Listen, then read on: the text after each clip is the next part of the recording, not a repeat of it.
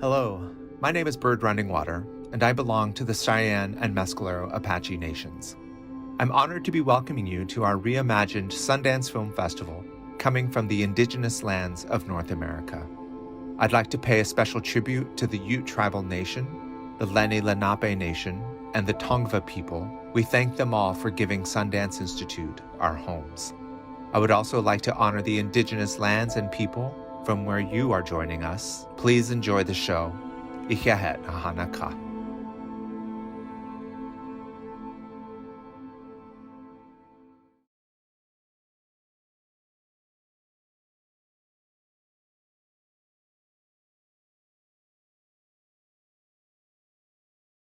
Good evening. I'm Clark Weens, co-founder and president of the Circle Cinema Board.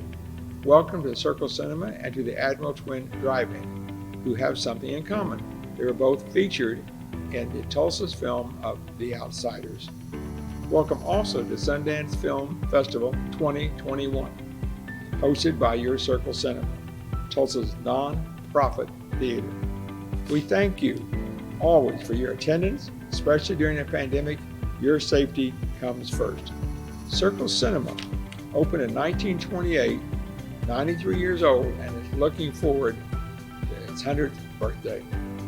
Community conscious through film, the Circle motto, is well supported by the independent films that the Sundance Film Festival brings to the world.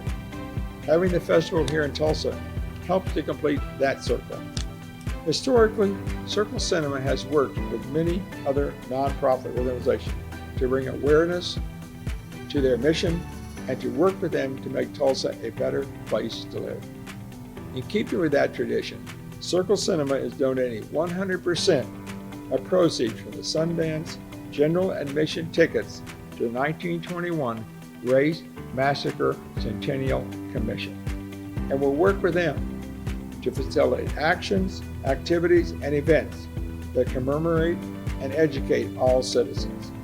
Thanks again for all your support in keeping the Circle part of Tulsa's culture now and in the future.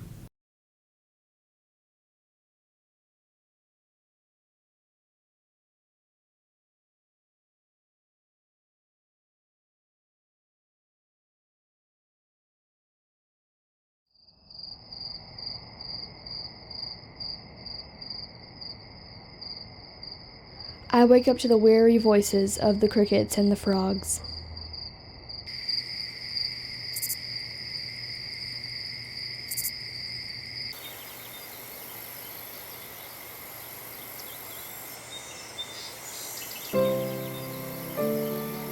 Outside the house, the birds sing their morning song.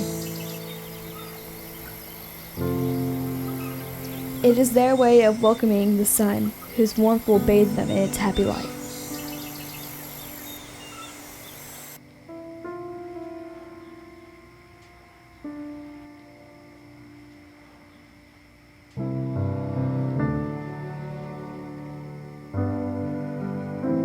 Wake up, wake up, wake up, Isabelle.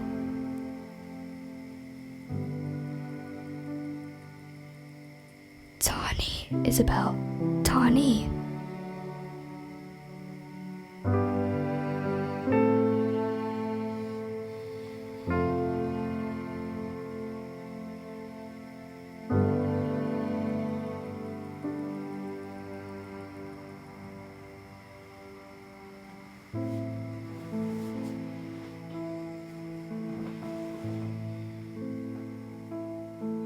I often dream of living in a world where poverty doesn't exist.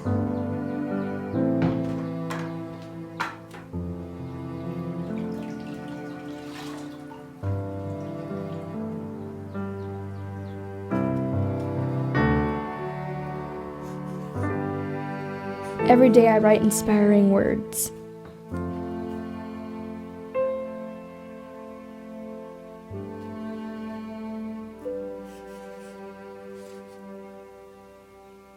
And I ask myself, will these words find their way to my Choctaw people?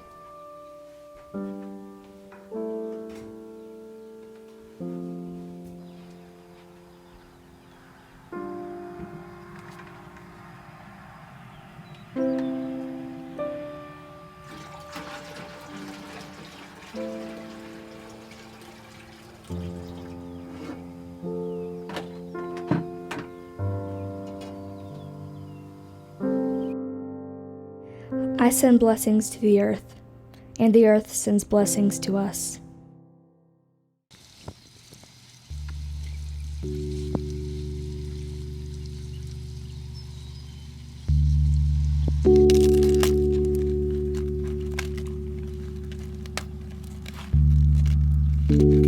Yakoki, Kalash. Yakoki, Isito Hoba. Yakoki, Hatun Falaha.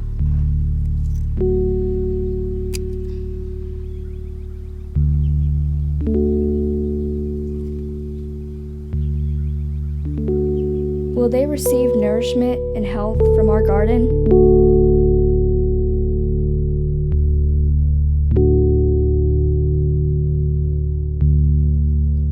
Will they be coming today? I hope so.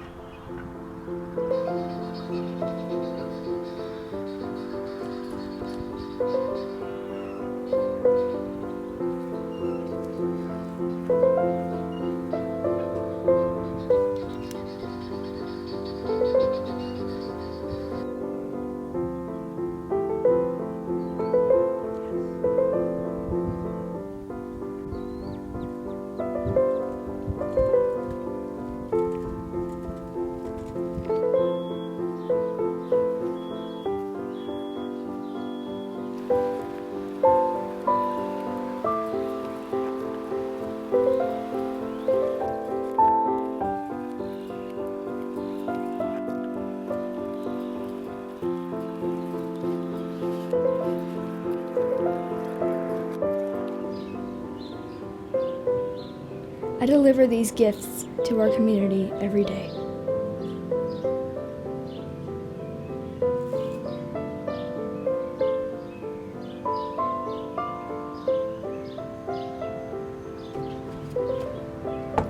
I try to lift their spirits and give hope with each delivery.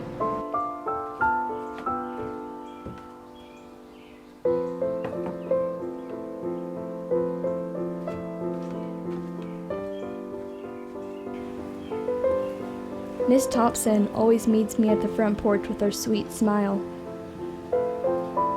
Halito, Isabelle.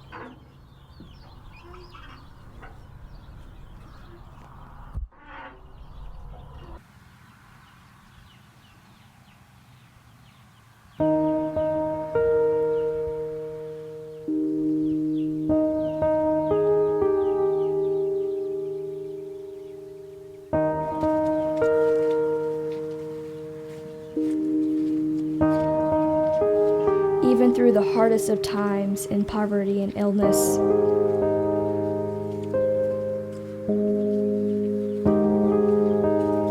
we are strengthened by our community and love for each other.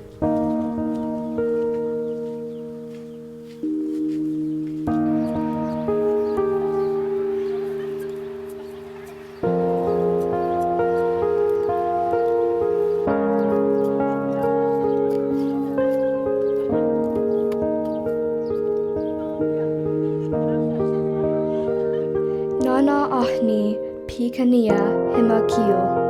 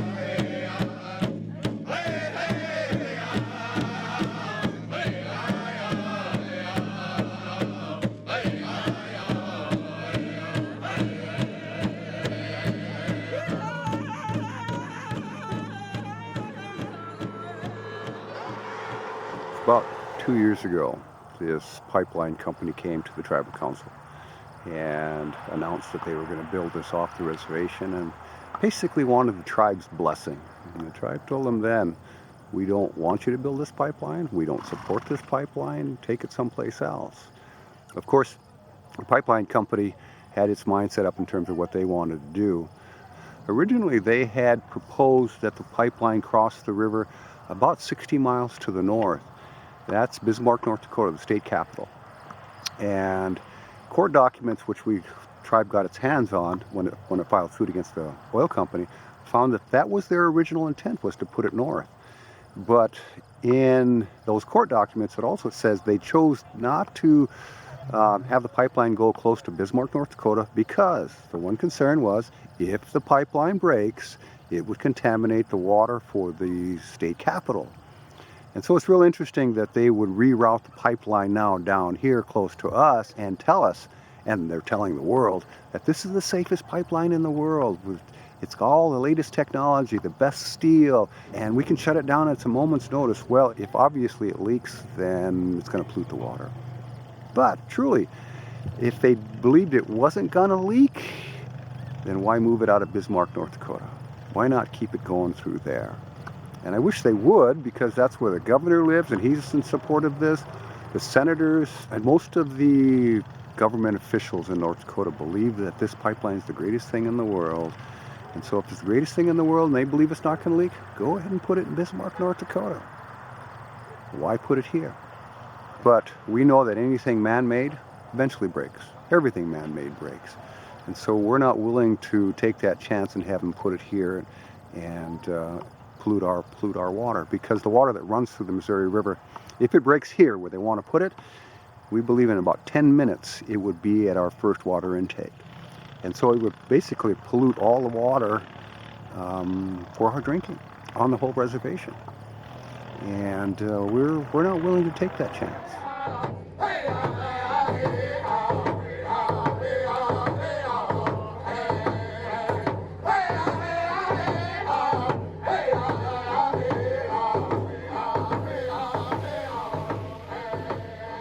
It's not if the pipeline is going to leak, it's when. So that's why the Standing Rock Sioux tribe has said no. They don't want this pipeline coming through their territories, especially going underneath that river or even above. If they come up with another proposal to go over the river, they're going to say no. Is that this is a spiritual battle. We have a corporate controlled world. We have a corporate controlled United States. It's about privatization of land, and the government is behind it. It's always been a takings issue with the settlement in the early centuries, taking of Indian land and native lands. So this is really becoming the apex of that. This is right now that time when Mother Earth is speaking up with what's happening here.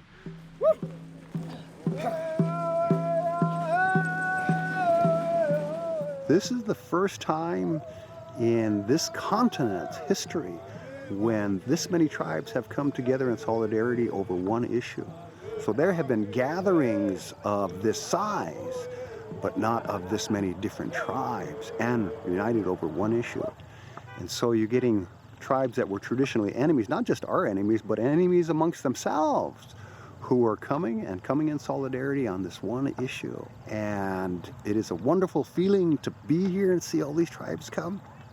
This is the greatest place to be in the world, period. Right now, this is the greatest place in the world to be. This Mother Earth we're protecting. And it's about time we really all come together and stand out. Getting tired of being pushed around. It's about time we do something massive, this big. It's just so overwhelming. I mean, just pulling in, I'm just in awe. I'm so happy for our people.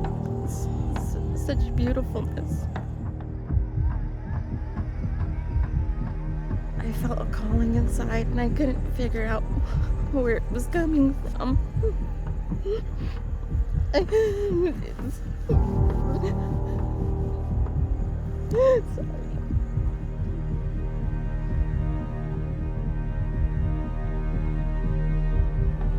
I hope we're always like this forever.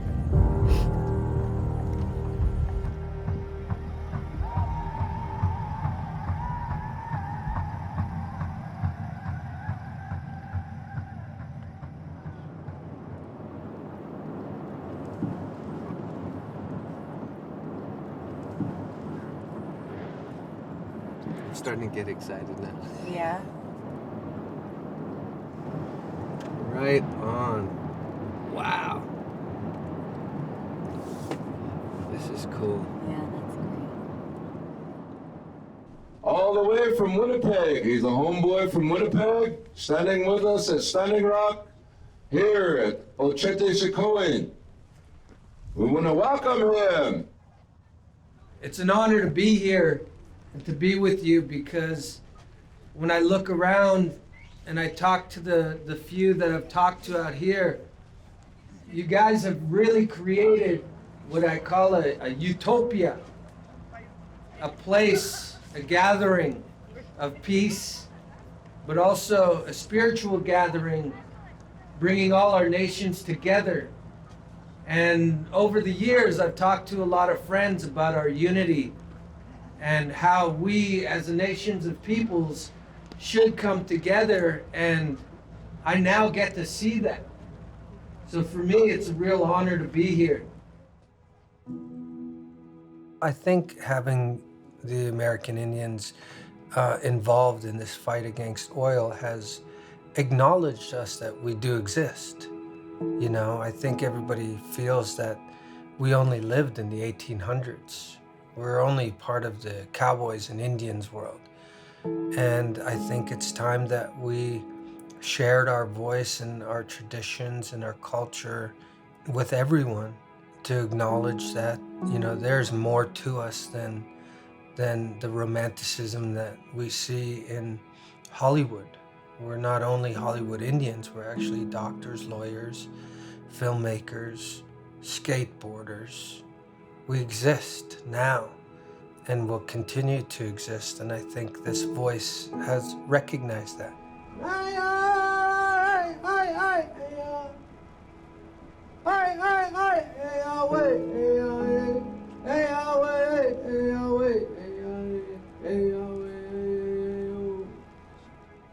I just try to stay focused on the idea of we're here to protect the water in a peaceful way, and hopefully people can connect with their own spiritual connection that they have in their lives to respect that water and understand that it affects everybody. It's not just an Indian thing, it's a human being thing, you know. And I can't believe that, you know, at this time we're fighting and arguing over something like this. But we live in a day and age where people want to bottle that water and sell it to us. They don't want us to have it for free, but that's the world we live in, and I'm hoping we can, you know, create some sort of conscious, spiritual connection that really wakes people up.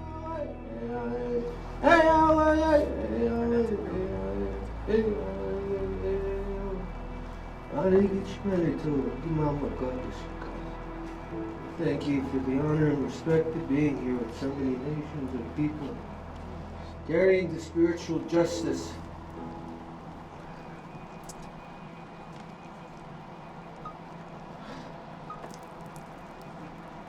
And I know you hear us. We hear you. We pray with you. We touch.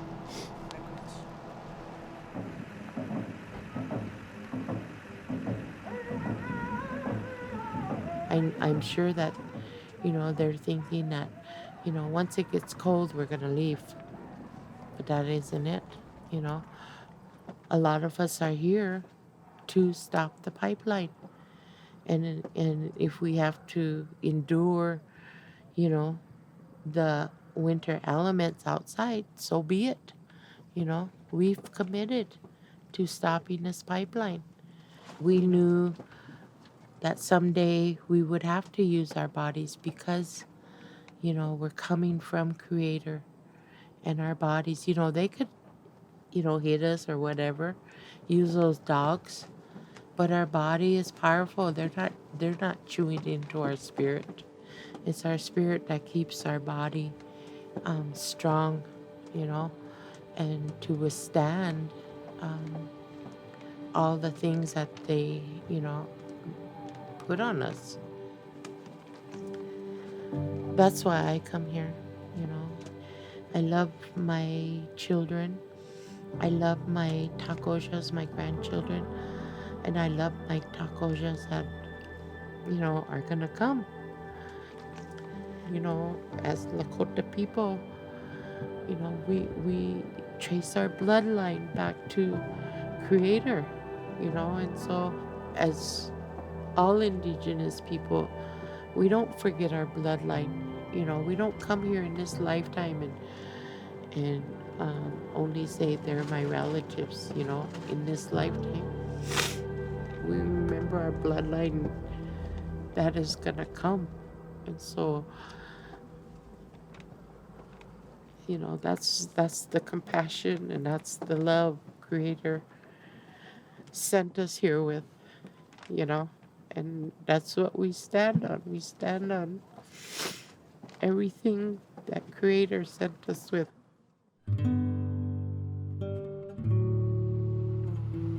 A lot of the youth that are here, they've been really just so inspiring to me. They're the ones that say, hey, we're coming here, we want to do something. We want to go up and offer our prayers, so, because we feel that as Native people, prayers are powerful. Our foundation is prayer, but we also put that prayer into action, because it's kind of like we are facing a really dark force. It's been voiced as a snake, that darkness that makes nations be at war with each other. There's war over water, we hear all over the world. There's water now, war over oil, fossil fuels. One of the big issues that in decades is going to be the issue of energy and water, that the world's running out of water. People are going to fight over water. They're going to fight over energy, and we see that right now. That's why we need to have a new mentality, humanity throughout the world, and our own Native leadership as well, but especially the world leaders. They need to all reevaluate what their relationship is to the sacredness of Mother Earth. So why is it that the indigenous peoples are now bringing this up now? Because that timing is now. It's the time for change. Systems change, not climate change.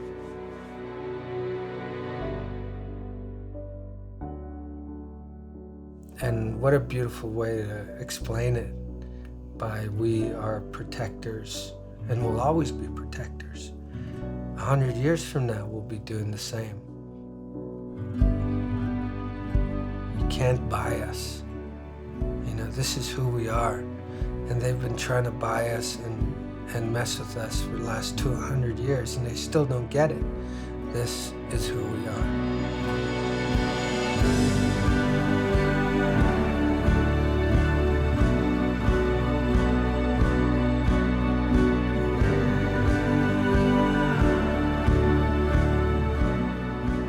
The oil company, the oil pipeline, they've been pretty much media blackout for them. They won't address the media. No, tell that.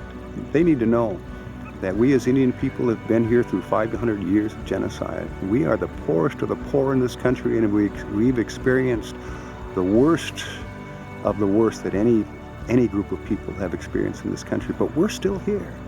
This pipeline company, it'll be gone someday. But we're still going to be here. We are going to still be here.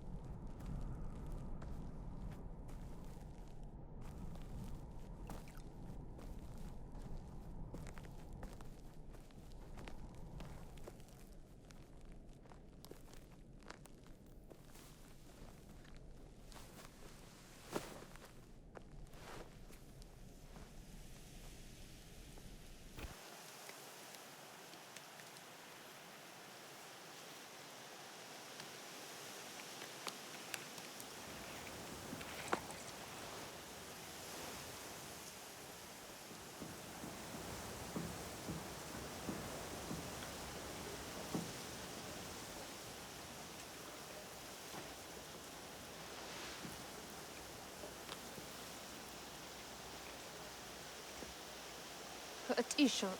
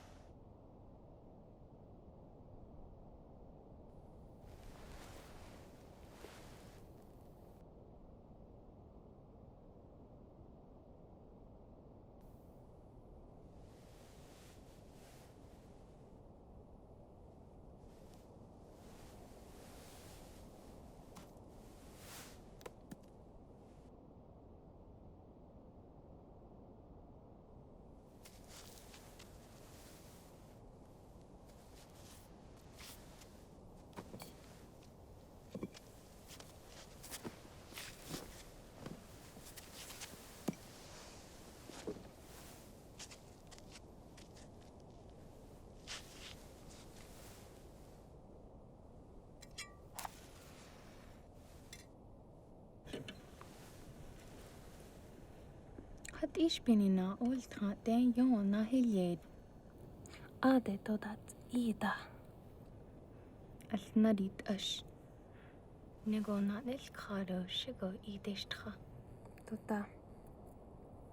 To chon in ko dash ke تو بلكانك أجد أيا ضحكت دان يلني قلت خاتنا نسلا شي هلو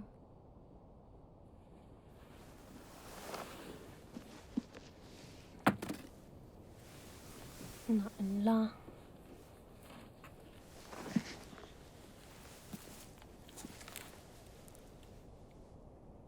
خاتي شاءت ولا تلكو عشي أنا يا أخوش التا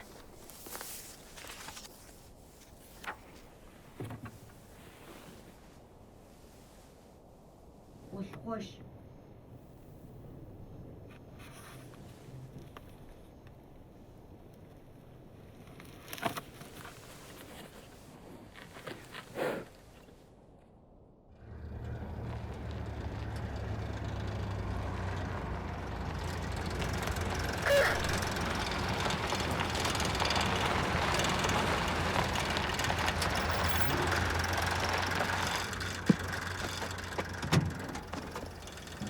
ياد إيه ما صنشا خاشن دشكه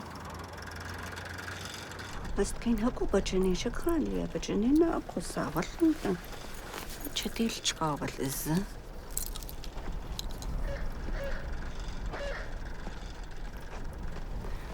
نيو كان نلو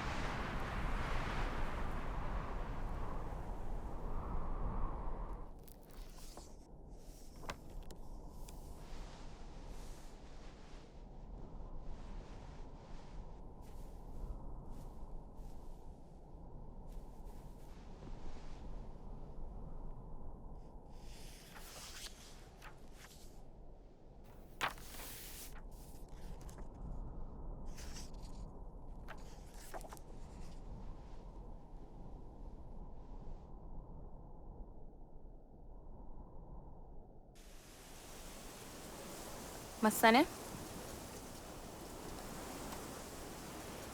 هاد إيشا شرب الإيديش تاهنسن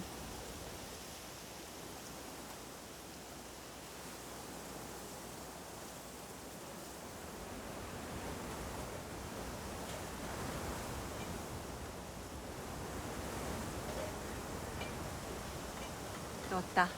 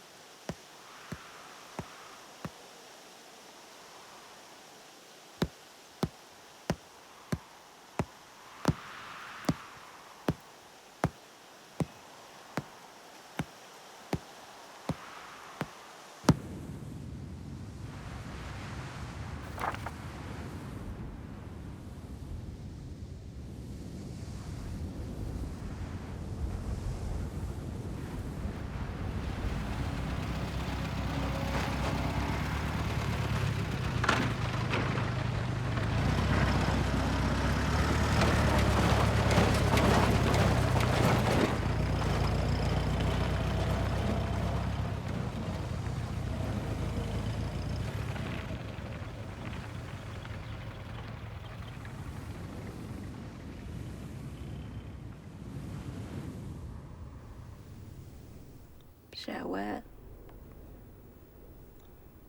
قلت خننكي دبونا تزادا خويا إن سلا نكيا undepeholo unibitsajago jokalto unibijincheto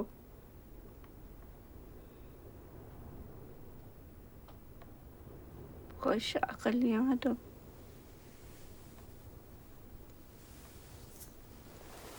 أني ساس التارولة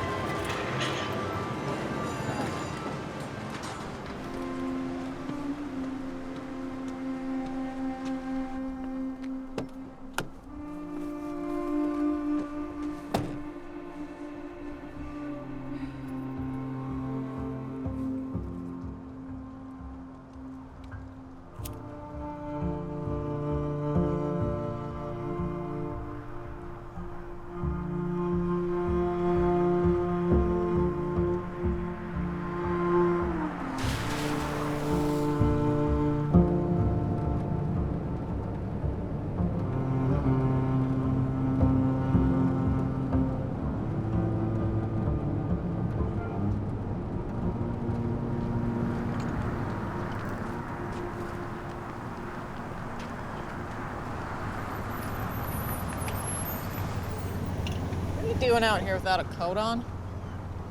Walking to school? Get in here then, I'll take you.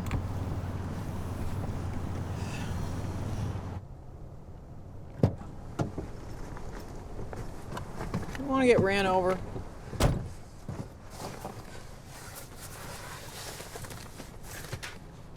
Where's your mom? Work. Dale was supposed to take me.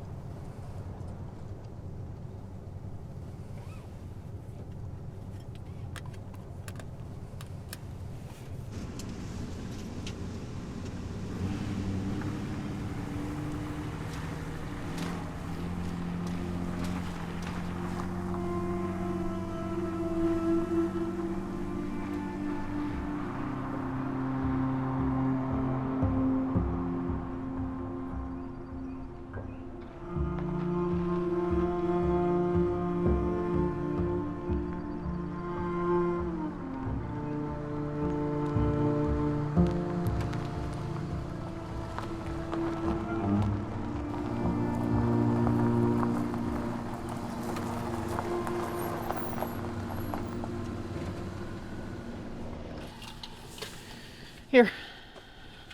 Wear this.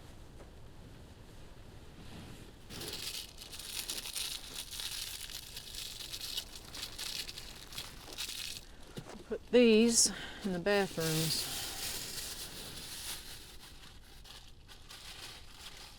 Girls too.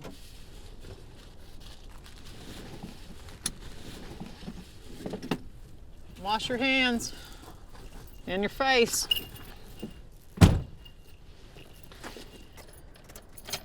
Then she said to me, Oh, hi, Sharon. Oh, good. We were just running out of these.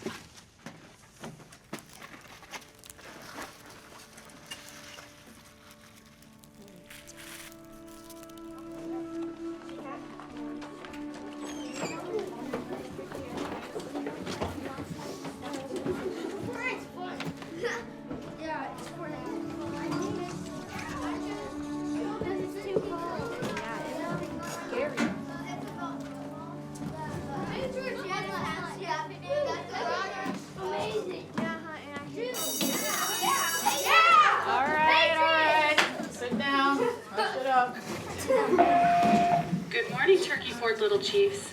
A reminder that we have an earthquake and tornado drill Thursday morning. Today we are having taco lunch, and don't forget that Friday is the last day to sign up for Oklahoman athletes. Al juego duado a esta. Matter is made up of small particles. These can be groups of atoms called molecules. Good. All right, next paragraph. Bear? The atoms and molecules in gases are much more spread out than in solids or liquids. They vibrate and move freely.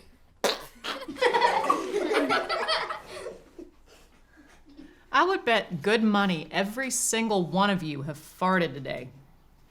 If you didn't fart, your bellies would fill with gas and you would all die. All right, next paragraph. Tyler.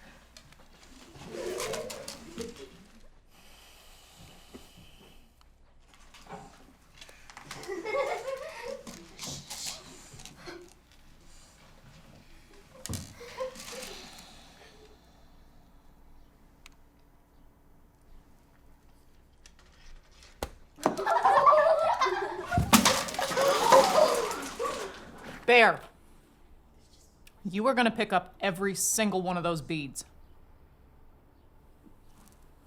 Bear, pick up the beads. God damn it. Teachers, we have a runner. I repeat, teachers, we have a runner. Nobody moves an inch, not a single inch.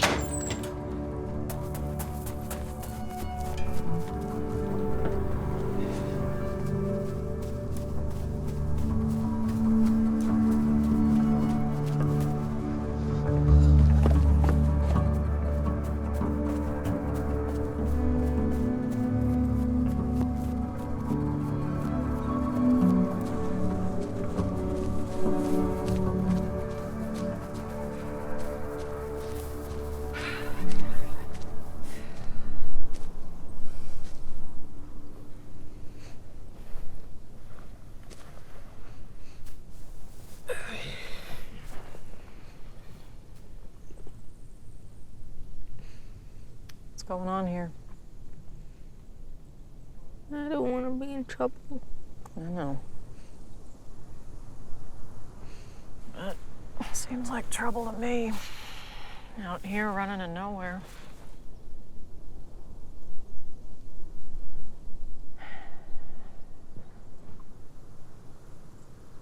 You drinking again?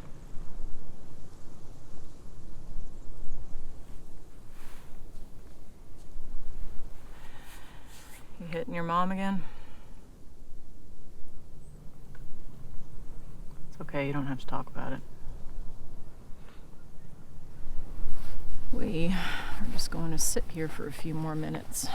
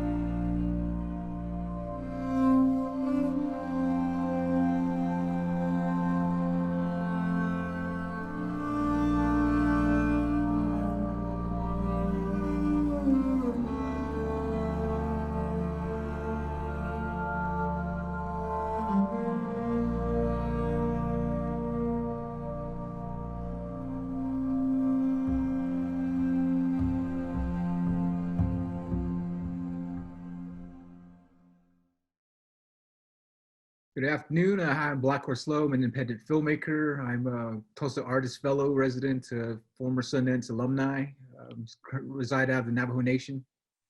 Hi, I'm Suzanne Kite.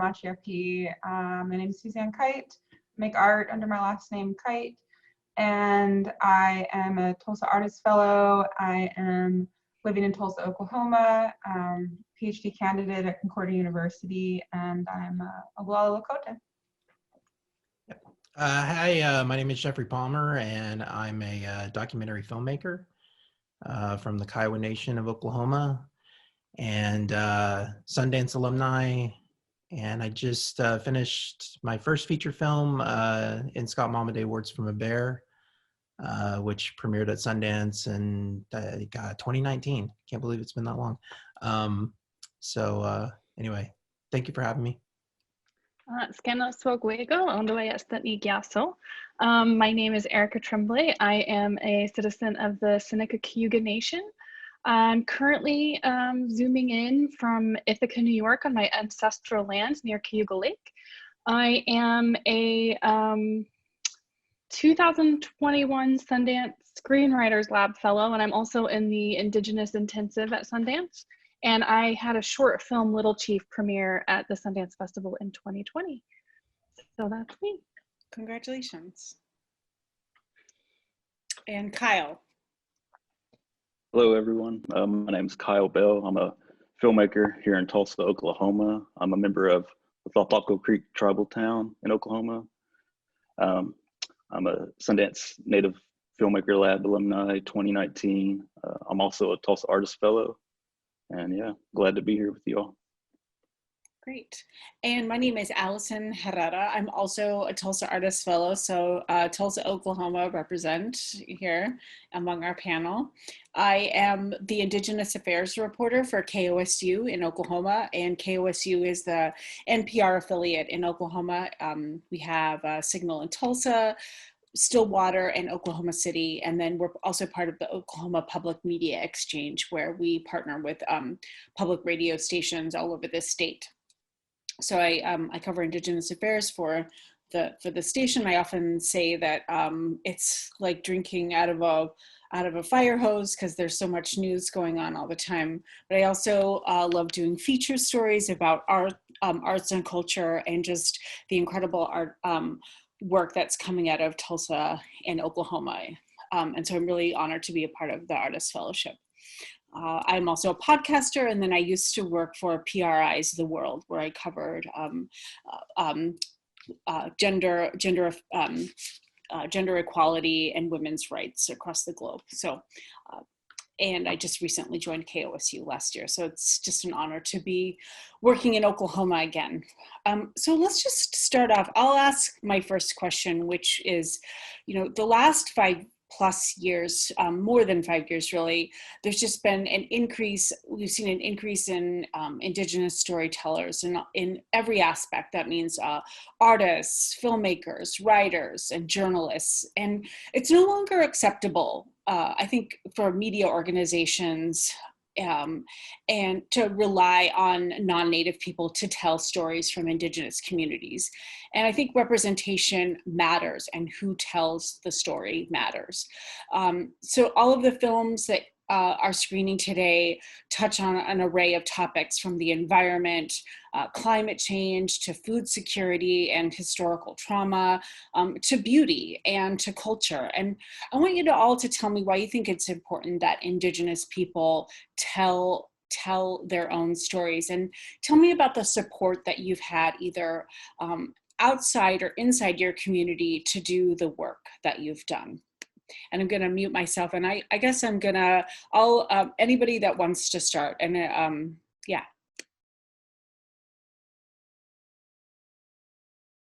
Okay, I'll just pick on somebody.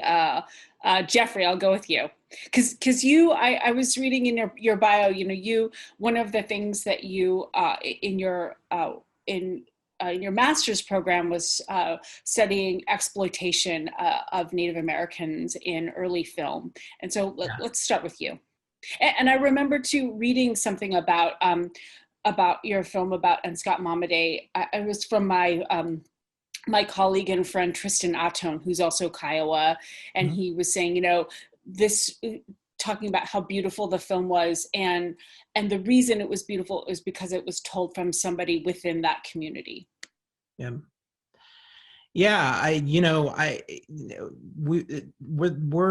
great storytellers, Native people, and so it's important for us to be able to be a part of media. And we have been for, as you were saying, looking back through history, there have been filmmakers since the beginning of film, and whether or not they got the representation that they needed, we obviously know that hasn't occurred in the way that it should. And even today, I would say that there's not enough. It's great to know that what we are doing and looking at all these filmmakers here, as a collective, and many others that are doing things now. It's important for us to keep making work and trying to get it out there and seen as much as possible. But the most important thing is, I think, using our own voices to tell these stories. There's been a couple of films just recently that have large Hollywood releases that are not made by Native people, but are about Native people. So that trend continues. Even today, there's films certainly that we probably should be making and should be doing it at that particular level. And it's still, I think, a fight to be able to get our films out there and seen. Sundance has been a great avenue for us to be able to showcase our work. And all of those films have amazing storylines And they deal with the subject matter from a very important place, which is coming from our hearts and our souls. So, you know, when Tristan talks about, you know, in Scott Momaday, Words from a Bear as being this beautiful film, I think Bird Running Water says it best about it, which is that he felt like the film came from a Kiowa aesthetic. And that's, I think, what we're all trying to build is our own aesthetic. And we utilize our knowledge, our epistemologies that have been passed down. They come through in our films, and they make those stories, you know, that much more important to us. I think each one of these films that get made, I think, are gems for each one of our tribal groups, or if we're making films about other tribal groups. It's just so important to have that as part of our history, and now as part of something that is saving our culture in many ways. These stories are being saved, and new ones are being built. So there's just a lot of importance, I think, to why we do this, why we're making these stories. This is not for money. This is not for fame. This is for, again, the love of our people, the love of our tribes, our clans. All of these different things become so important to us in saving. And we, as I've always said, you know, my grandparents told me stories. My father told me stories. It's been passed down generation to generation. It's just something that we do well. And so we should be included more in representing ourselves. And they're different. Our films are different. And that's something that needs to change. You know, you see the same stuff just getting constantly repeated. I'm just tired of it. It's like Indigenous filmmaking is fresh and exciting and new. And so that's why I think representation for us is so important. There's something there that we're doing that for us, I believe, is incredibly meaningful. And it's about saving who we are and showing people that we remain and we're here to stay. Yeah, I think, you know, I was reading something, you know, just there's always this very tired trope that Native people are always stuck in like the 18th century, you know, the 19th century, you know, that I think there's like this frozen image of Indigenous people looking and acting one way and never really exploring the diversity within Indigenous culture. Kite, I wanted to ask, you know, your film is obviously like very different from the other films that are showcased in this. I mean, it's a beautiful film. I wanted to ask, so I'd like to, you know, maybe you could answer the same question about representation and why that matters, and especially in the work that you're doing, because you're not only a filmmaker, you know, you work in other mediums as well. Yeah, my film is different. I'm not primarily a filmmaker. I'm a composer and an academic, and but I use whatever medium I feel like. And I am working on some real films, but you know, I think I'm not sure what that means, but you know, I'll let. You know what I mean? You know, films with like crews and stuff, not just me like in a room alone. But I think I've gotten a lot of support over the years, and I've had to move in and out of art for support into academia, and that has been a very supportive place. I've had to do my PhD at Canada in order to get that kind of support. But you know, when I'm looking, and the question of representation is really interesting to me because, first of all, it's absolutely necessary. It should be a given. When I was I'm 2 generations of adopted, and you know, I saw the way that my grandmother, my Lakota grandmother struggled, and the way my mother struggled, my biological mother struggled, and you know, there was nobody like us out there in the world. And you know, and I'm looking for myself. I think about when we do futuring exercises in my practice, we often ask, ourselves, what did my 16-year-old self need? And I really try to think about, you know, when I Googled things at 16, nothing was there. And so I said, oh, I'm alone, and I'm absolutely alone in the universe. And which is horrible, and which is, you know, reflects in our suicide rates and the rate of, you know, this suffering that our teenagers feel. And so I really think about them a lot.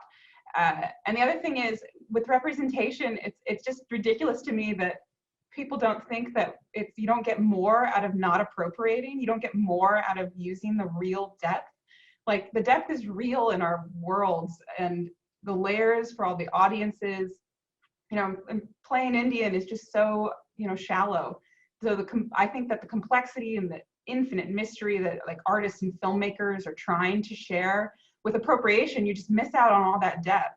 And yeah, and that's why it's important to have us involved. And, you know, to the point about epistemologies, that's what I'm all about. It's like when we are creating our ways of creating new knowledge are that thing that we bring to the table. And I'm very invested in what our creations, our artistic, our filmmaking creations do ethically. So, and if so, beyond just representation, you know, if the world is interested in like real change and really moving past some of the difficulties, to say the least, then it's beyond representation. It's really offering our diversity of our different ontologies, which are our ways of being, and the ethics that are generated through our artworks. Artworks do that job.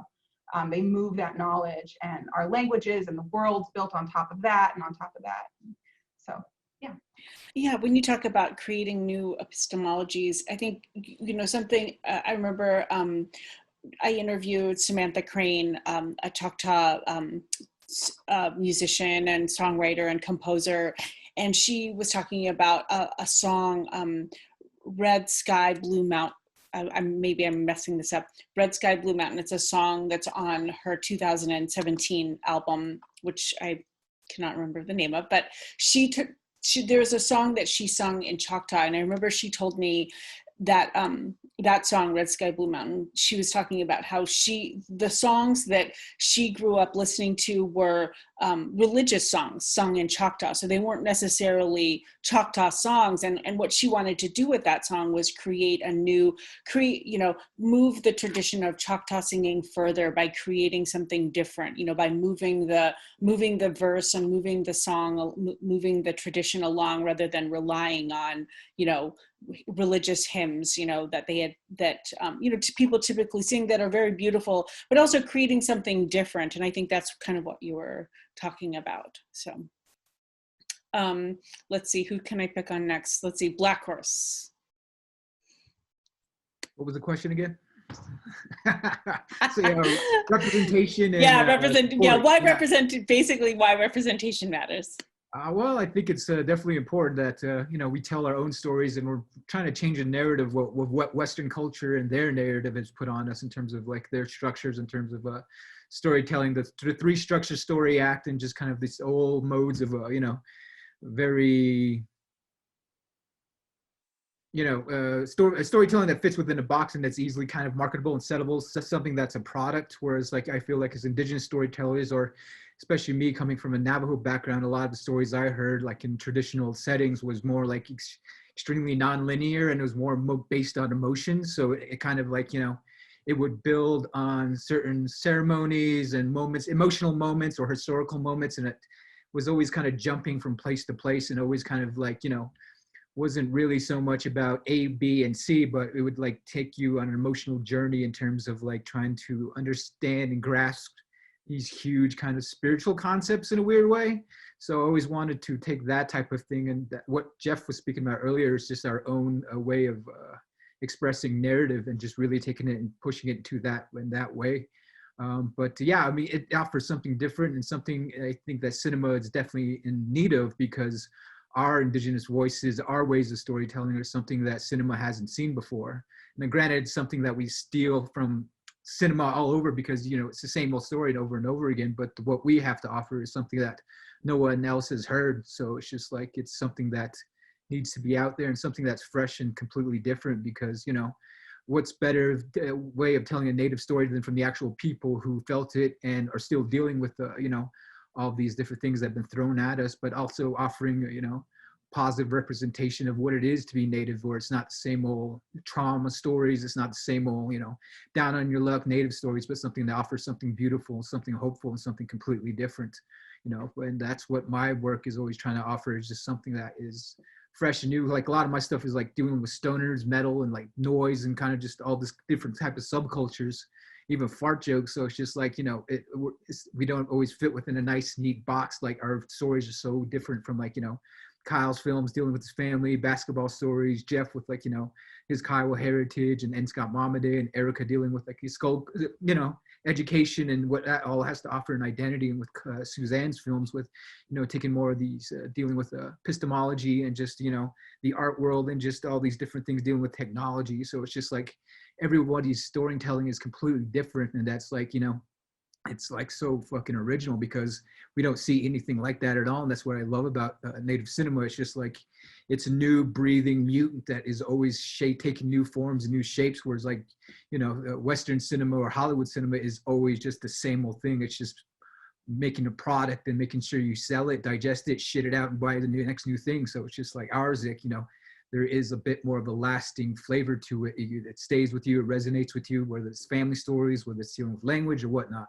So it's just like something that's, you know, takes a slap across the face, but you always feel that slap and always remember it. So I'm probably using the wrong analogy with that, but it's just something that's powerful and kind of takes you someplace else. But that's what thing with like support, like that's the thing with like Sundance always kind of provided in a certain way, was allowing us to access the accessibilities to sell those stories, and giving us different, you know, mentorships and programs in order to kind of really cater to that and nurture those storytelling needs that we have. And also about financing too, which is definitely something that we're all in need of, in finding the financing to make, because making films is expensive.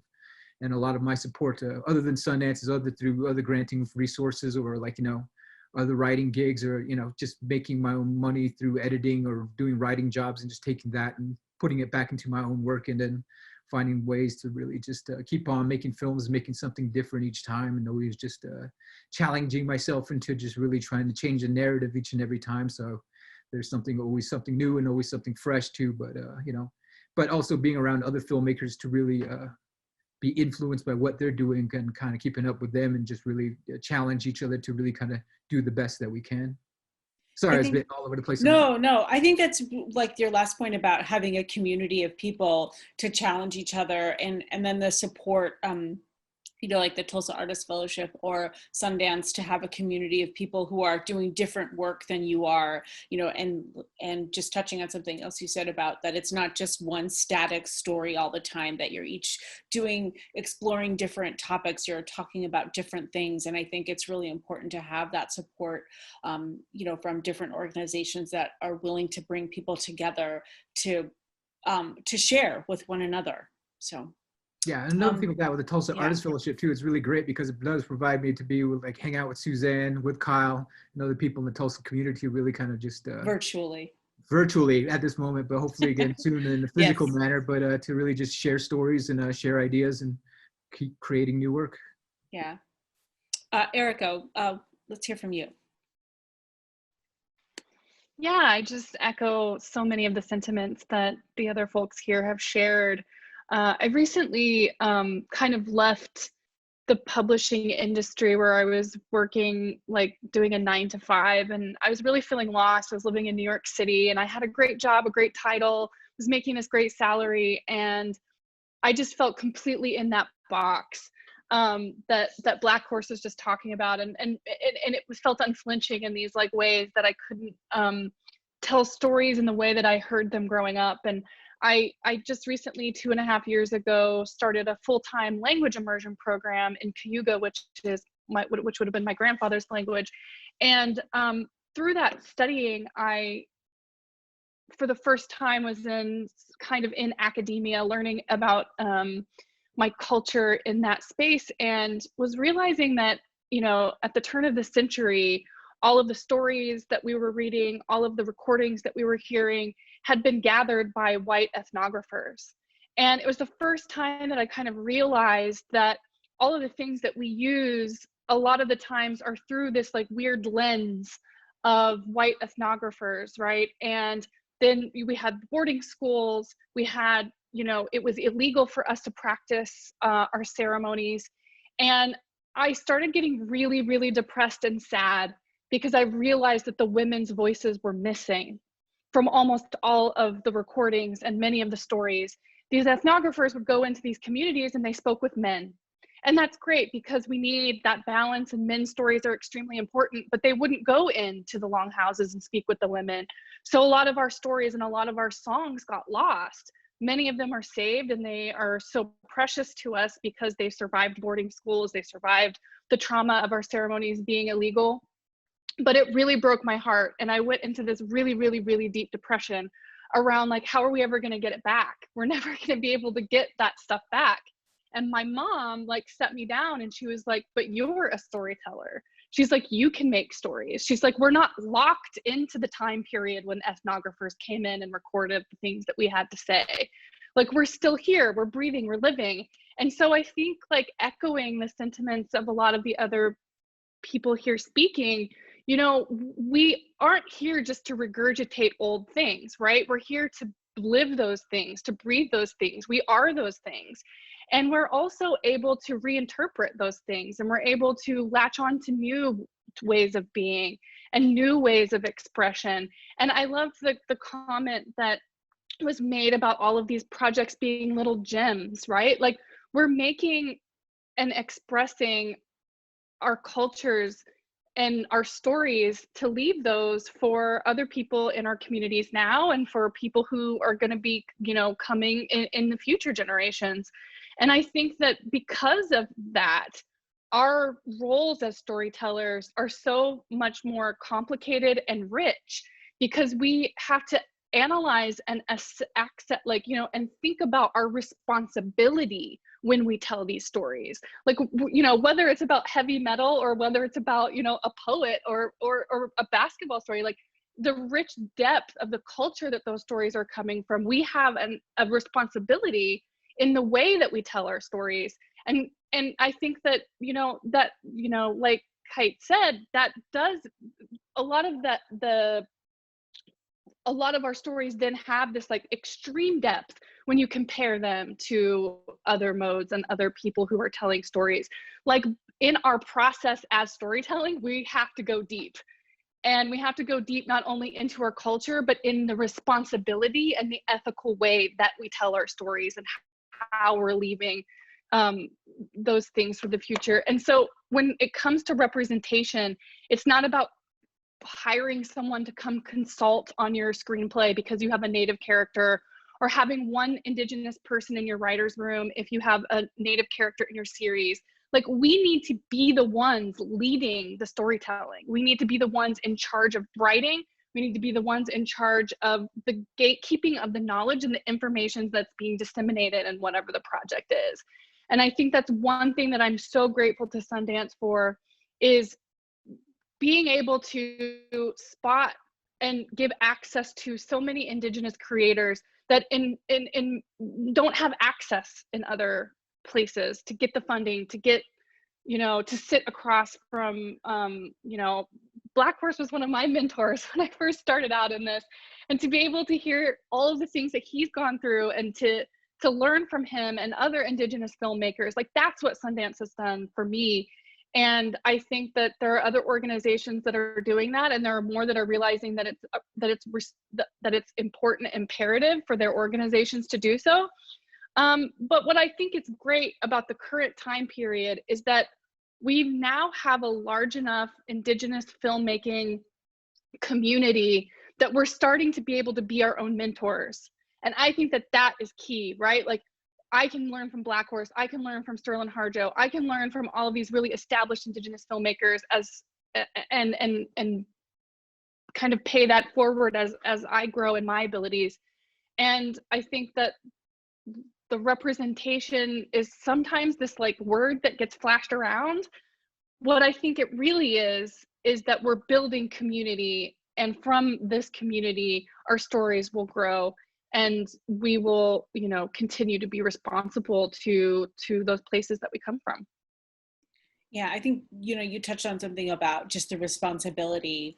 And I think that's a really important thing to talk about, because I think so often and then you mentioned too, just like, well, we're going to have this Native character in a story. Well, maybe we should hire a consultant instead of actually like having somebody write that character. And I think that's oftentimes a shirking of responsibility on the part of mainstream media when they do, a podcast, when they do, when they write in, when the New York Times hires an op-ed writer, or somebody else to represent a community, instead of actually doing the research and actually taking being responsible and being accountable, I think, to those communities.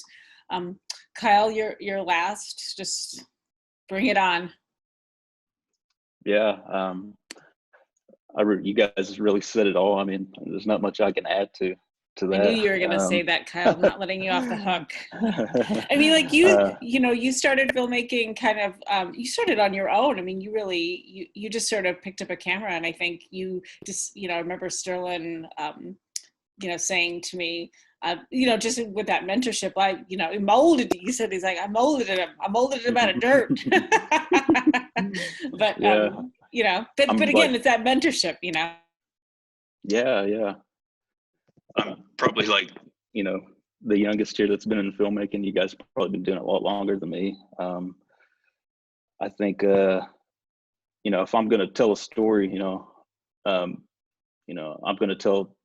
going to know that world more than anyone that's a non-native, non-indigenous coming into my community telling it, so I'm going to be telling, personal stories that my grandmother or my aunts and uncles passed down to me. And that's just kind of really, for me, where I started.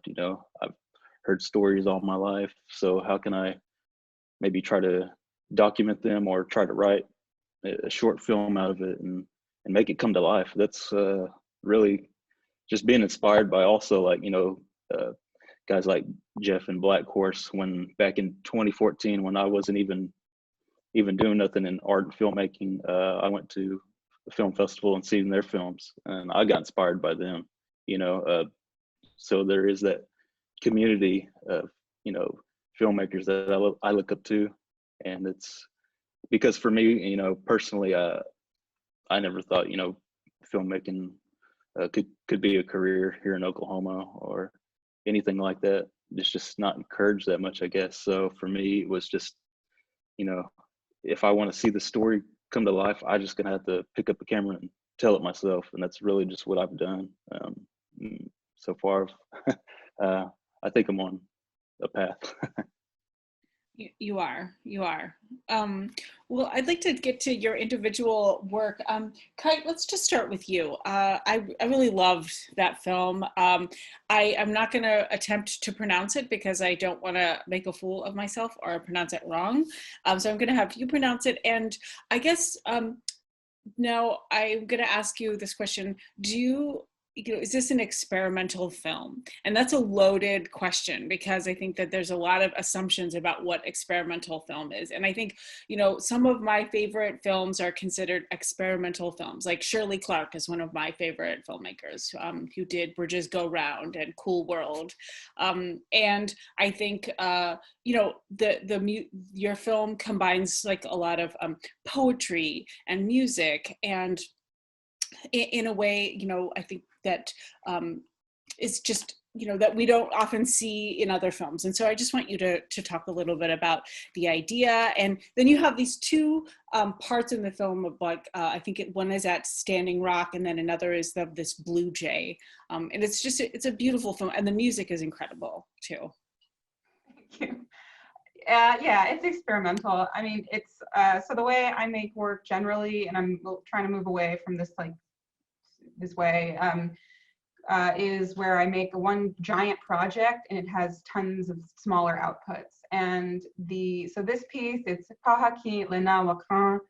These hills are sacred, and this it's part of a larger piece called Everything I Say Is True. And this was a direct me trying to confront my understanding of Lakota epistemology, like how are we making knowledge? How does my grandfather make knowledge? And so this is just kind of one little snippet of a 30-minute performance piece, which has poetry,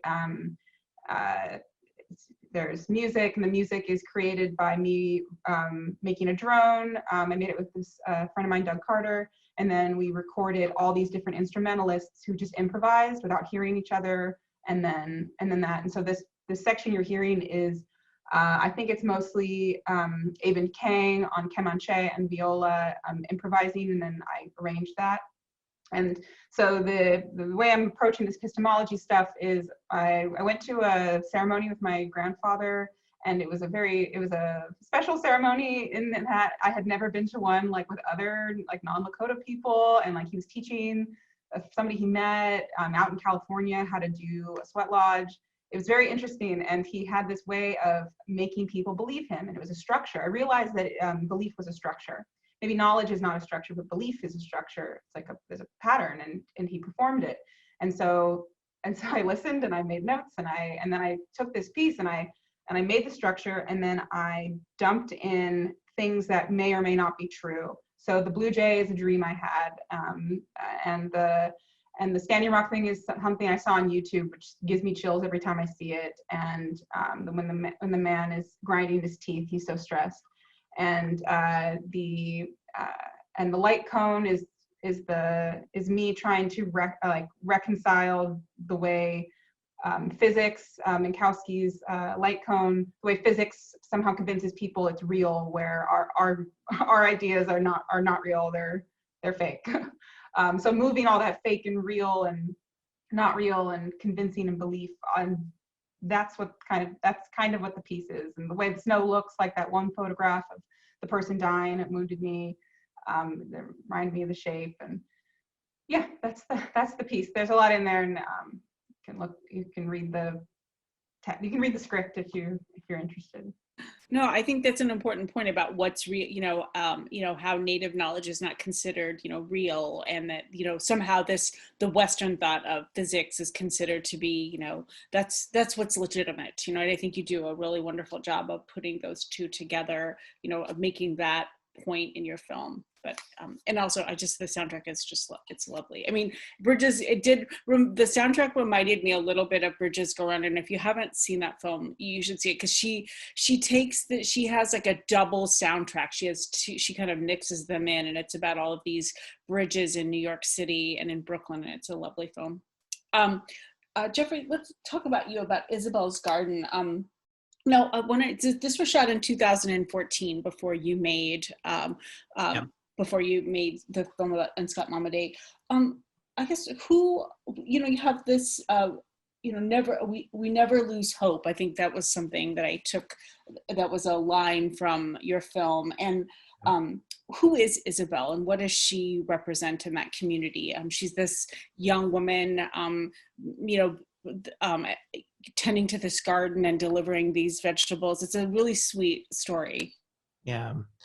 So that one of the things that I wanted to do with Isabelle's Garden was I had been an experimental filmmaker for years, before that, and had made several films that dealt with installation and things like that. And this was the first film that I really sort of challenged myself to create a narrative, a traditional sort of narrative space. And what I was very, very interested in was how I was witnessing young people sort of taking roles in the community and doing special things, like drum groups and things. When I was growing up, the drum group usually were like, 10 old dudes, with, cowboy hats on. And, now I was seeing all these really, young, hip people, doing drum groups and taking over powwows and kind of becoming stars. And so I saw this as a chance or an opportunity to show that exuberance from our young community, to be able to take care of our communities. And she does that. Isabelle, that's what she represents. And I had seen a couple of films, I think, at that time. I think Beast of the Southern Wild was a film that I had seen that, you know, I love that film. yeah, it's sort of like this child that is in this space of where they can dream. So there's these magnificent things. And it's amidst like this, you know, really tragic backdrop of this flood, you know, but yet she's just this magical character. Yeah, there's just things that I thought, you know, I realized like in films that you can do what you want to do. You can bring things in there, you know, but also you can keep them very real. So there's a hybridity to what Isabelle's Garden is. It's not just a documentation. There are real aspects about Isabelle. Her real name is Isabelle Cox. And she is a member of the Choctaw Nation, and she had a garden, but we took the parents away. We tried to do things that would create this larger world for her to live in and to create and manipulate. And that's what she does, is that she gives hope to a community that was in poverty. And this was also something at the time that had happened was, I think Barack Obama had selected like these communities that were called, I can't remember the name, it's been so long ago, but they were specific areas of the country where poverty was prevalent, and southeastern Oklahoma was one of those spaces. And so that was one of the aspects that I wanted to work with was, you know, how do we deal with poverty as a Native community or Indigenous communities? And thinking about Choctaw people, I thought about sourcing their own food and growing in gardens and you know, harvesting, and that really became, you know, I think important in the years that came after in terms of food security and how we think about climate change and all these different things. At the time, I wasn't necessarily thinking about that or wasn't lodged in that space, but it is a sweet, it's a sweet film. It's a children's film. I wanted children to watch this film, and I was fortunate enough for it to get into Sundance in 2014 as my first short to get in, and that film, which is 8 minutes, you know, pretty much changed my life. I mean, it played all over the world and sort of opened doors that weren't there before. And so I owe a lot to Isabelle and that film. And yeah, it is a gem that again is staying around and people are still watching it. And that makes me happy to know that our films can have long lasting effects. Yeah, that was one thing I liked about your film. There was like no parents in her, you know, she wakes up by herself. She, you know, gets herself ready and she collects all these vegetables and goes around. I think you're right. Like it just creates this possibility, like without the constraints of somebody else telling you what to do or somebody else regulating your life, you know? I feel like adults complicate the issue. We do.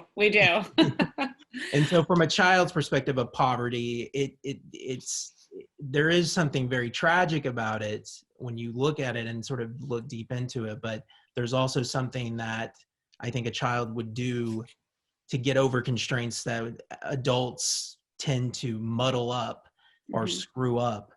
And so we need our youth to be there for us because they are the next generation that will take on these things, take on these challenges. And they're doing a good job of it too, better than we are. Yeah. Kyle, I want to talk to you about your film Defend the Sacred.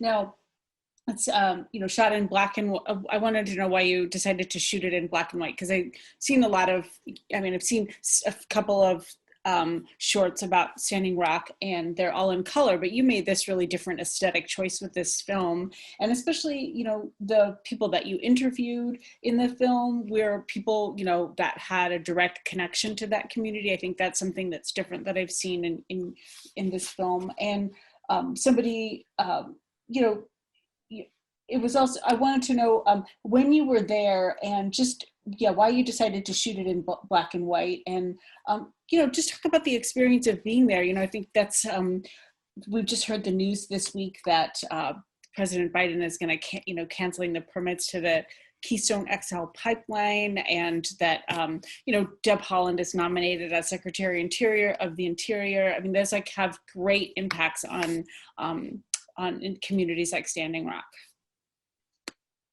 Yeah, so my short film is called Defend the Sacred, is just really a moment in time when I went to Standing Rock for a few weeks. Originally, when I put it out 4 years ago, it was in color. I shot it in color. So I thought, for screening this time around, Sundance, I thought, it just really just take a look back, what's happened since then. And so I recolored it black and white for screening. So I think, just being there, originally, I wasn't even planning to go down there, but I was reached out by actor Adam Beach. He's in the film. He co-produced it, right? Or he co-produced it, and just wanted me to go up there literally when everything was going on. I think in August or July or August 2016. And I told him, I'd go up there and just take my camera and talk to the people that were from there. That was my goal, and I really wanted to show, how they were standing up for what they believed in, and how they all came together, tribes all over the world, and stood in unity, against, literally, this pipeline coming onto their land. So that was just my goal, just talk to the people that were there, spend time with them, and really got to know really good people. I think coordinating with also Tom Goldtooth, who's in the film. He runs the Indigenous Environmental Network. If you recommend to check him out and what he's doing. But yeah, I just really hope I can just really create that emotion in a film that, inspires, other people to stand up like they stood up. It's a really beautiful film, and I think that was a really exciting time, in the spring and summer and fall and winter at Standing Rock, and just really, I think an exciting time for Indigenous people. And I think, to me, I think I remember thinking like, this is a time when journalists can really, there's no excuse for us not to cover Standing Rock and beyond, and go and not just like the protests at Standing Rock, but like the actual, why this is happening. I think to me, I saw so many of my colleagues, some doing really superficial work, but then other people really trying to understand like why this was happening, and the decades long of, like you said, oil companies just coming on and just thinking that they can just, build a pipeline, and what accountability do people have? So, Jeff has to leave. Jeffrey has to leave at 2:00. So we have 10 minutes left. I don't want to rush anybody, but maybe if some of you guys can stay on a little after, because I want to give everybody equal time to get to everybody's question. Maybe what I'll do is let me call on Blackhorse, and then I'm going to ask everybody the last question. I hope that's okay.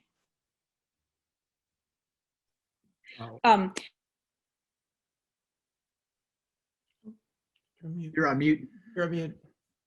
I am on mute, sorry.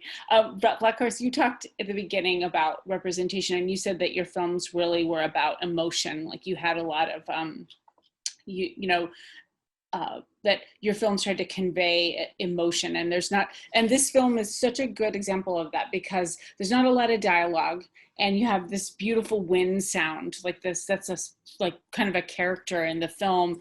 And then you have, again, I'm gonna you have these moments, these like kind of la jetée, like Chris Marker moments in the film where you have these freeze frames that I just love of our main character. I wondered if you could talk about the way that you made the film and just the beginning of all those people running out of the, running out of the house. I just thought that was a lovely part. Awesome. Yeah, well, Shimásáni was based on my grandmother's experiences growing up in the 1930s, and was originally about her older brother being sent away to boarding school and then him constantly running away. But due to casting and who fit the part better, I ended up casting two sisters for that part. But it's all about her experience and having a world kind of open up after seeing this book of geography and seeing all these different places around the world with different other indigenous people, and she wanted to access these places. So for her, boarding school and the educational system at that time was, for her, from her perspective, not actually seeing how horrible it was a way to kind of, take herself out of that place of isolation and just kind of just these traditional way of living, but really kind of push herself on a different spiritual, emotional, and intellectual level to really kind of challenge herself. So that was what the movie was about. But in terms of what she was feeling was more this kind of just sparseness and loneliness and kind of just dealing with this place, which is completely isolated, but beautiful. But she really wanted to break out of that place and be someplace new and really, I think as a young person, go out there and explore the world and really see what you're all about. And that kind of creates that tension between her and her grandmother, which was a lot of the, that feeling between, mother and child or grandmother and child, and just like what that relationship is all about. But just really kind of just see what those emotional, what kind of emotions kind of bring out of you when this type of narrative is put on the person. And just I really want to show the effects of that within the landscape, within the silences, and within that space and the rhythms that place takes on, and just kind of just what it does to a person and what it what it draws out of you. But it was something that really kind of just went off of like the filmmakers like Tarkovsky or just like Buñuel and Kurosawa as well too, and just really trying to take inspiration from them and just really apply my Navajo perspective on it, and just really trying to bring my grandmother's story to life in the best way I knew how. Yeah, it's beautiful. It was a beautiful film to watch. Okay, so before I get to Erica and talk to you about your lovely film, Little Chief, I want to ask everybody a question. What film would you make now about the pandemic? Well, if you were going to make a film right now about the pandemic, what would you make? What would your film be? And yeah. Well, I've lost 4 family members to the pandemic, and I think that I'm sorry to hear that. Yeah. So it would be a very hard film to make right now, I think for me.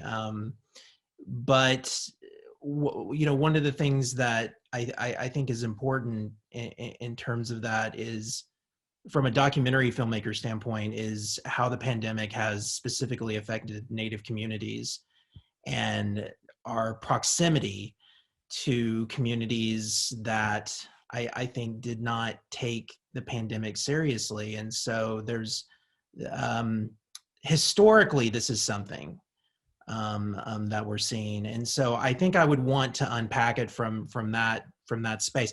I also lost family members in the Spanish flu as well, as probably many of us have. And my grandmother was the only surviving child in that pandemic. I wouldn't be here had she not survived. So pandemics, I think, are a part of, they're within our blood and our history, and they affect us in a very, very specific way. And I think it has to do with proximity. It has to do with colonization. There's a lot of things I think that come into play when thinking about it. But for me right now, it's a very, very difficult film to do, because it's so close to me and it's close to everybody, I think, right now. I'm just isolated, and I want my family. I think it would be certainly a film about isolation. So that's my take on it. Yeah, isolation and longing, I think. Kite, what about you?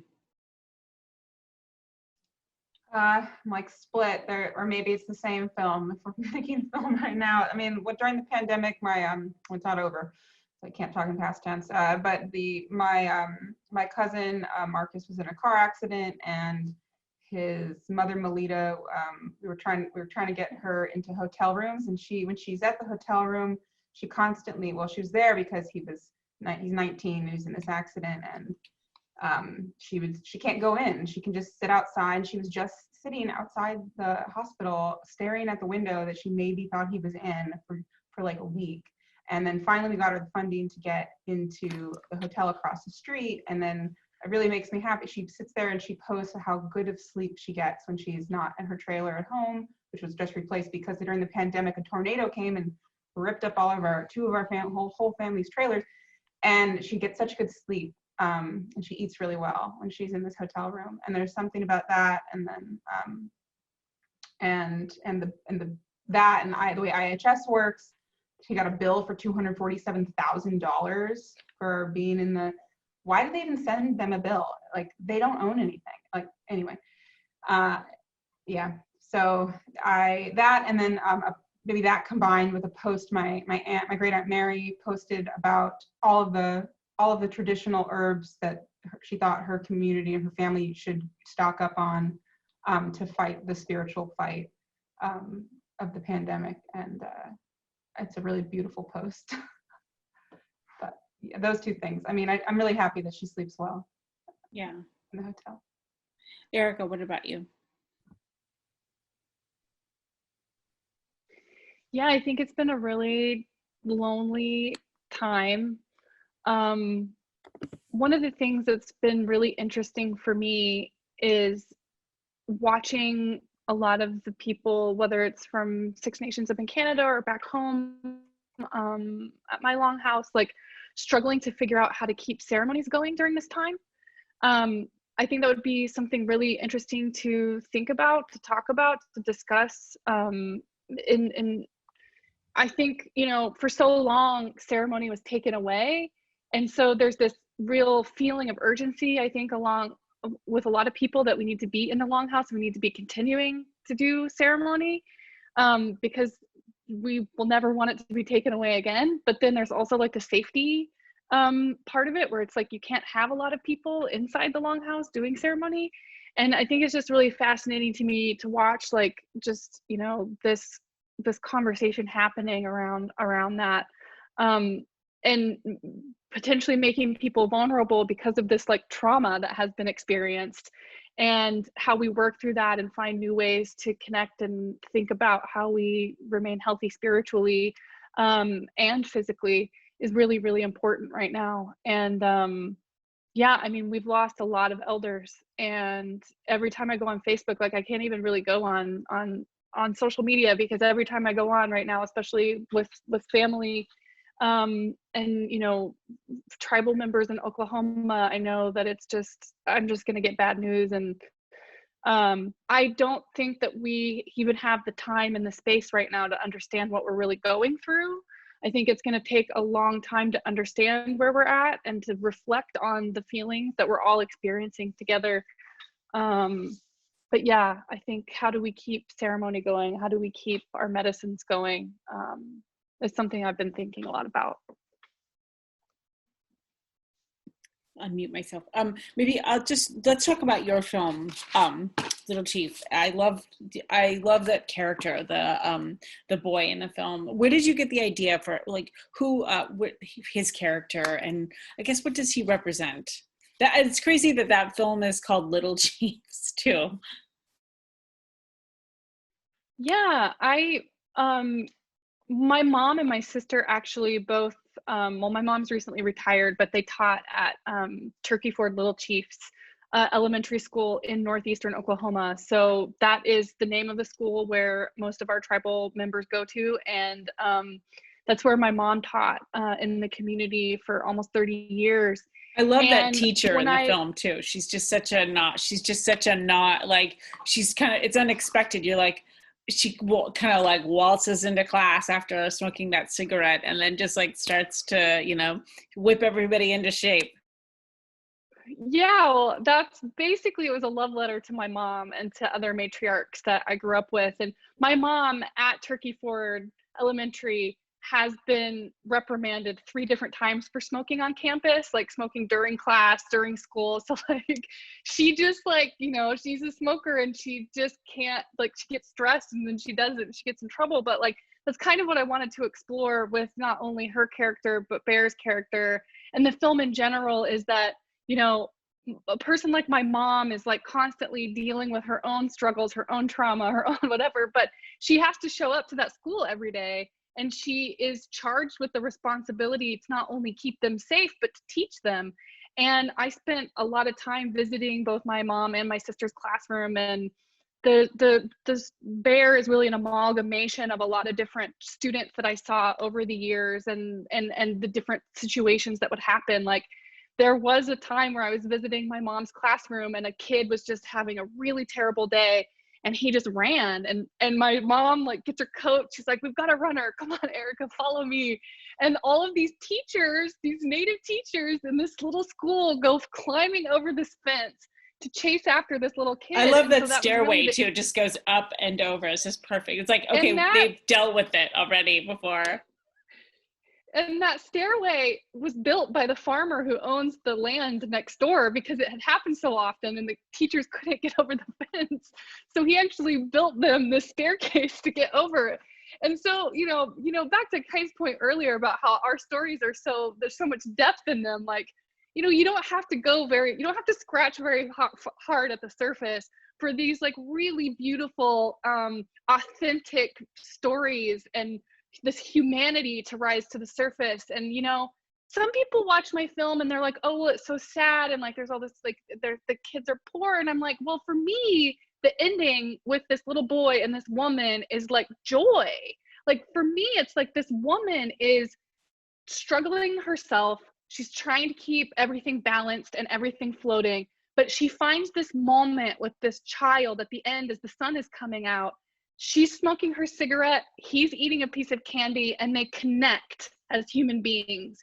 And I think that when people tell these stories about our communities, they often forget that we fall in love in trailers. We have fights with our boyfriends and our girlfriends, and we experience joy even when maybe horrible things are happening around us. And that's really what I wanted to do with Little Chief, is to, say thank you to my mother and all of the women that raised me in this way, and for them to put their struggles and traumas aside enough to help me get through mine, and just that we can sit back and experience a little joy is really important. And I love how she steps. I just love that opening scene too. It's so unexpected, where she's like shoving the toilet paper, the hotel toilet paper and soap and candy into that bag, and then we see the bag, and it's, what does it say, like women are warriors, or I can't remember what it says. It's like that, but yeah, it has like a very strong message on it. I just love that. And then she like stocks the school's bathrooms with hotel toilet paper. So I thought that was pretty funny. Okay, so Blackhorse, what movie would you make during the pandemic? What? And it doesn't even have to be necessarily about the pandemic.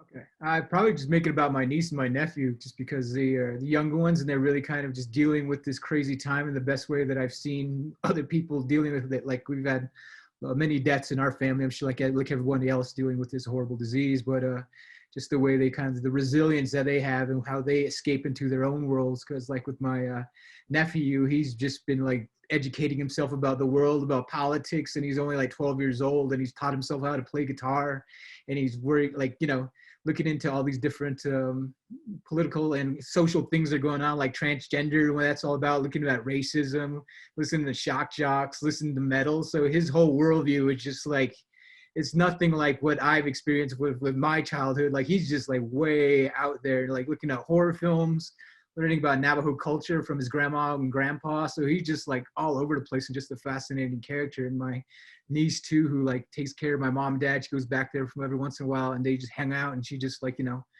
learns about ceremonies, bakes for them, you know, hangs out with the farm animals, and just really is a very kind of a quiet soul who just really just like takes in all this very emotional stuff that's going on, but they both find ways to make joy out of it in a weird way, which is a beautiful thing, I think, to see, and especially from a Navajo perspective too. It's just like they're really like two unique characters. I'm sure there are more other kids like them in the world, but in terms of like, you know, what they're going through and what they're taking in and giving back out, it's just something so unique and different, just because they also find a way to make all the other family members and close, my mom, my dad, and their moms and their dads, like just laugh most of the time. So it's just really beautiful to see that they could take all this darkness and, you know, make comedy out of it, which is really kind of cool thing about it. And just like being able to, and just having phone calls with them and just like asking me weird questions. Like my nephew called the other day and asked me about JFK and his assassination. And this was after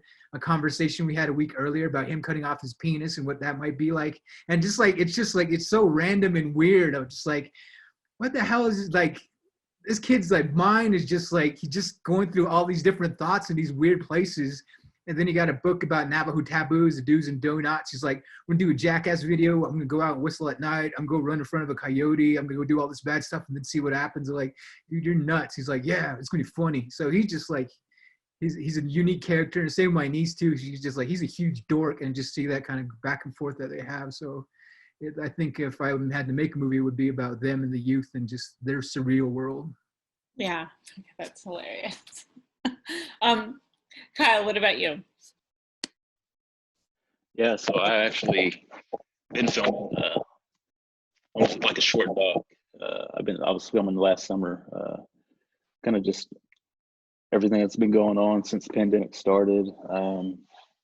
Mainly the loss of a lot of our Muskogee Creek language, our hymns, and a lot of our ceremonial people, our Muskogee Creek ceremonial grounds, they're passing. So I'm actually still editing it right now. Really don't know when I'll release it, but yeah, that's just something I've been working on in the meantime, you know, to just kind of document, you know, what we've all been going through. So, but yeah, other than that, I mean. Yeah, I think I read Jason Salzman from Muskogee, who's a Muskogee Creek citizen and who works for the tribe. He just said it's like taking a book of culture and just burning it because so many people have been lost.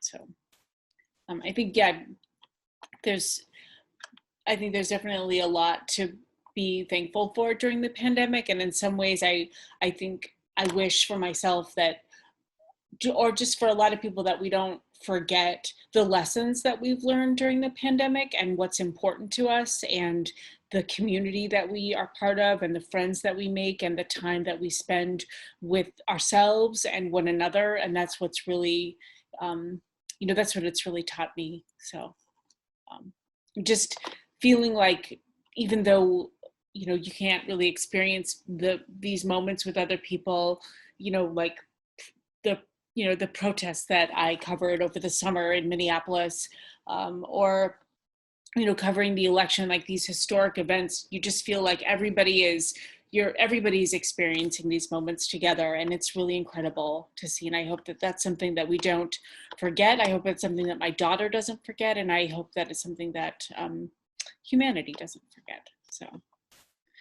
Well, I guess we're just going to leave it there, but my God, you guys, thank you so much for joining me on a Sunday afternoon. And thanks for your work and your wonderful films and your ideas and everything that you do. I just thank you so much. I'm in awe. I'm honored. Thank you.